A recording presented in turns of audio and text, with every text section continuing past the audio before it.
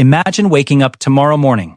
You check your phone. Oil prices up 300% overnight. Your gas station has a line stretching 3 blocks. Trucks are parked at the side of the highway, engines off, because the driver can't afford to fill the tank.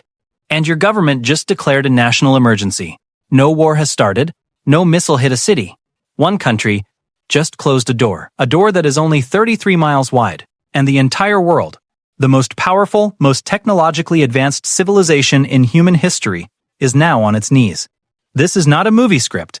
This is not a conspiracy theory. This is what happens when Iran closes the Strait of Hormuz.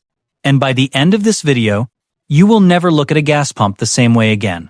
Let's start with a question most people have never thought about. How does oil, sitting deep under the deserts of Saudi Arabia, Kuwait, Iraq, and the UAE, end up in your car? The answer is water. Specifically, one narrow strip of water sitting between Iran and the Arabian Peninsula. The Strait of Hormuz, at its narrowest point, 33 miles wide. Inside that 33 miles, there are only 2 shipping lanes that are actually usable. Each one just 2 miles wide. 2 miles, that is smaller than many American towns. And through those 2 tiny lanes, every single day, flows 17 to 21 million barrels of oil. That is 20% of the world's entire oil supply. Not 20% of middle oil. 20% of all the oil consumed on planet Earth every single day passes through a gap you could drive across in 30 minutes. To put that in human terms, every time a Japanese factory turns on its machines, Hormuz made that possible. Every time a Korean cargo ship leaves port, Hormuz made that possible. Every time an Indian family turns on their lights, Hormuz made that possible.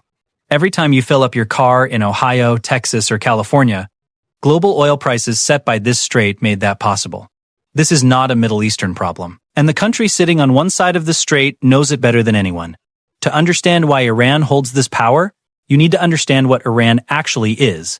Most Americans think of Iran as simply an enemy, a rogue state, a problem to be managed. But Iran is one of the oldest civilizations on Earth. The Persian Empire, at its peak, was the largest empire the ancient world had ever seen. It stretched from modern-day Greece all the way to India. Persians invented the concept of human rights. They built the first postal system, the first paved roads. For thousands of years, Persia was not a threat to civilization. It was civilization. But here is what happened in the 20th century that changed everything. In 1953, Iran had a democratically elected prime minister named Mohammad Mossadegh. Mossadegh had one major goal: take back Iran's oil from British control.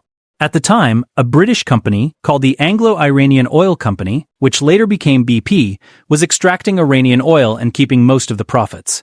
Iran was sitting on one of the world's largest oil reserves, and its own people were living in poverty. Mossadegh nationalized the oil. He said, "This oil belongs to Iran." The British were furious. And so, in 1953, the CIA and British intelligence launched a covert operation called Operation Ajax. They orchestrated a coup. Mossadegh was overthrown, arrested, put under house arrest for the rest of his life, and a pro-Western Shah was installed in his place. Now, I am not here to take sides in that debate, but I want you to understand something.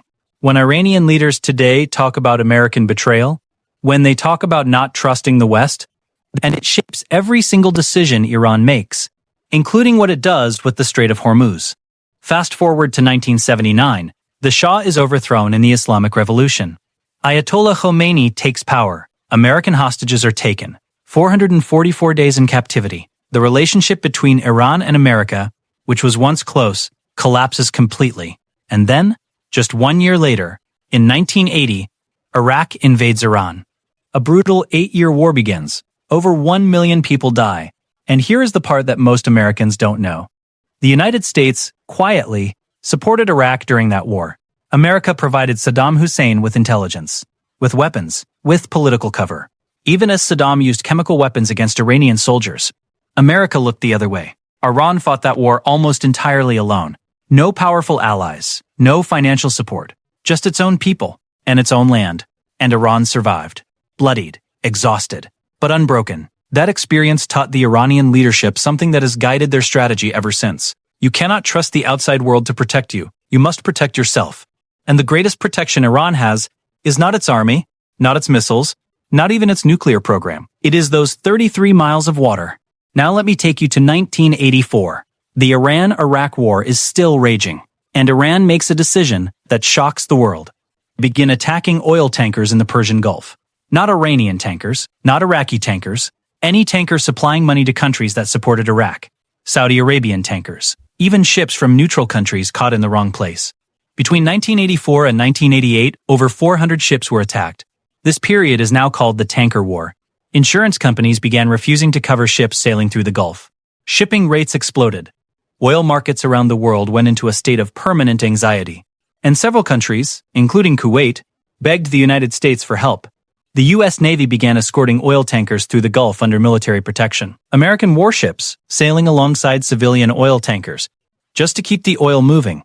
Think about that image for a moment. The most powerful navy in the world, reduced to being a bodyguard for oil ships, because one country decided to make the Gulf dangerous. And here is the critical point I need you to absorb. Iran did all of that without closing the strait. They didn't even try to fully close it. They just made it dangerous, unpredictable, expensive, and that alone nearly broke the global oil market for 4 straight years. Now imagine what an actual closure would do. Fast forward to 2008. The world economy is already teetering on the edge of collapse. The financial crisis is building. Oil prices are hitting record highs, over $140 per barrel, and in July of that year, Iran's Islamic Revolutionary Guard Corps conducts a massive military exercise in the Persian Gulf. They call it Operation Great Prophet 3. During this exercise, Iran simultaneously test-fires 9 ballistic and naval missiles. The message is unmistakable. We can hit anything in this region. We can close this strait. And we will, if pushed. Oil markets spike within hours of the news, not because a single ship was touched, not because a single barrel of oil was blocked, just because Iran pointed at the door and reminded the world that it held the key. That is power. That is the kind of leverage that small countries dream of and almost never achieve, and Iran has been sitting on it for decades. Now, let's run the real scenario. The year is today. Tensions have reached a breaking point. Maybe America has imposed a new round of devastating sanctions. Maybe Israel has struck Iranian nuclear facilities. Maybe Iran's supreme leader has decided that the moment has finally come to use the one weapon that no army can fully defeat. Iran announces, the Strait of Hormuz is closed. Iranian naval vessels and submarines take position. Mines are quietly laid in the shipping lanes. Missile batteries along Iran's coastline are activated, targeting anything that moves. The door is shut. What happens next is not speculation. It is the result of decades of war gaming by the world's best military and economic analysts, and it is deeply, deeply unsettling. Hour 1. The news breaks. Within minutes, oil futures trading on the New York Mercantile Exchange goes haywire. Computers begin executing panic buy orders automatically. Oil, sitting at $75 per barrel at the open, hits $100 within the first 30 minutes of trading. Then, $120. Then, $140. By the end of the first trading hour, some analysts are projecting $200 per barrel before the week is out. Hedge funds that had been betting against oil prices are being wiped out in real time. Phone lines between energy ministries in Tokyo, Seoul, New Delhi, and Washington are jammed. The International Energy Agency, the global body that manages oil reserves, calls an emergency meeting, and the first tankers approaching the strait receive a warning from Iranian naval forces. Turn back, or face the consequences. Most turn back. Hours 6 through 12, the scale of what is happening begins to register globally. In Japan, the government convenes an emergency cabinet session. Japan imports over 90% of its oil from the Middle East. Japan has strategic oil reserves, but analysts estimate they cover roughly 150 days of consumption under normal conditions. Normal conditions are now over. Japanese factories begin receiving calls from energy suppliers warning of potential shortages. The Japanese yen begins sliding against the dollar as investors flee to safety. South Korea, in almost identical circumstances, begins contacting its allies frantically. In India, the government faces a nightmarish calculation. India imports roughly 65% of its crude oil from Gulf nations. India's economy, which has been growing at over 7% annually, runs on that oil. Power plants, factories, trucks carrying food across the country, all of it dependent on Gulf crude. Within 12 hours of the closure, Indian fuel prices begin rising at petrol stations. People start panic buying. Long lines form. Hour 24. The first full day of closure ends. Oil is now trading at $180 per barrel in after-hours markets. The stock market in Tokyo has fallen 6%, London is down 4%, Frankfurt is down 5%. When Wall Street opens, the Dow Jones Industrial Average drops 1,200 points in the first 10 minutes of trading. Trading halts are triggered. Circuit breakers designed to stop panic kick in automatically. Airline stocks are in freefall. Delta, American, United, all of them are now staring at fuel costs that make their entire business model impossible. Several airlines begin quietly canceling routes, starting with long-haul international flights that burn the most fuel. Freight companies are next. The trucking industry, which moves 70% of all goods in America, runs on diesel. Diesel prices are already surging. Transport costs for everything, food, medicine, electronics, clothing, are about to explode. Hour 48. This is where the panic moves from financial markets into everyday life. Gas stations in major American cities begin seeing lines for the first time since the 1970s oil embargo. Some stations begin rationing. Grocery stores start receiving calls from their supply chain managers warning of delivery delays, because the trucks that bring the food are facing fuel costs nobody budgeted for. Prices on shelves begin to tick upward. Eggs, bread, meat, everything that requires transportation, which is everything, gets more expensive. In Europe, the situation is worse. Germany, already struggling with its own energy crisis following the Russia-Ukraine war, is now facing a second simultaneous shock. European energy prices, already high, begin climbing toward record levels again. Industrial production in Germany begins slowing as factory managers calculate whether it is even profitable to keep the lights on. Hour 72. 3 days in. The global economy is not yet broken, but it is bending hard. Oil is now above $200 per barrel in spot markets. The International Monetary Fund releases an emergency statement warning of a global recession if the closure continues beyond 2 weeks. The United Nations Security Council calls an emergency session. But here's the problem with the United Nations Security Council. Russia and China both have veto power. Russia, an oil exporter, is actually benefiting from the price surge. Higher oil prices mean more money for Russia at a time when it desperately needs it. China, deeply entangled with Iran through its 25-year strategic partnership, is not about to vote for military action against Tehran. Any UN resolution authorizing force to reopen the strait is dead on arrival, which means if the strait is going to reopen, America is going to have to do it largely alone. And this brings us to the military dimension, because reopening the Strait of Hormuz is not as simple as sailing in and declaring victory. Iran has spent decades preparing for exactly this confrontation. Along its coastline, Iran has deployed a sophisticated network of anti-ship missiles. Some of them, like the Noor missile, are specifically designed to sink large warships. Iran also operates a fleet of small, fast attack boats, designed to swarm larger naval vessels in what military strategists call a Sea of Bees tactic. Dozens of small boats, each carrying missiles or explosives, attacking from multiple directions simultaneously. America's aircraft carriers are extraordinarily powerful, but they are also extraordinarily large targets in a confined, shallow waterway like the Persian Gulf. The U.S. Navy has war-gamed this scenario many times. And the results, according to former military officials who have spoken publicly, are not always clean American victories. The Strait of Hormuz is Iran's home turf. They know every current, every shallow, every blind spot.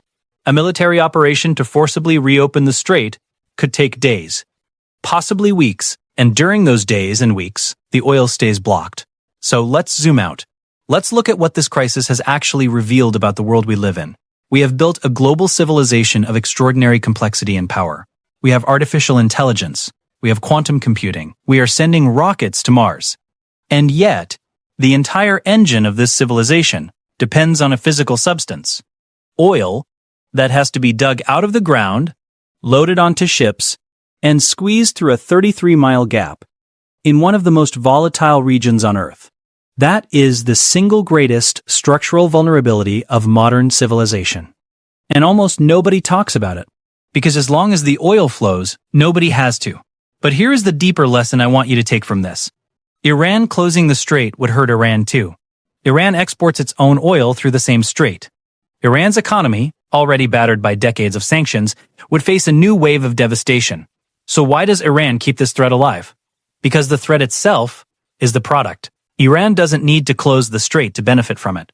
Every time there is a crisis, every time a US president makes a threatening statement, every time Israel conducts an airstrike, Iran simply points at the strait, and oil prices go up, and the world holds its breath, and suddenly, everyone is calling Tehran.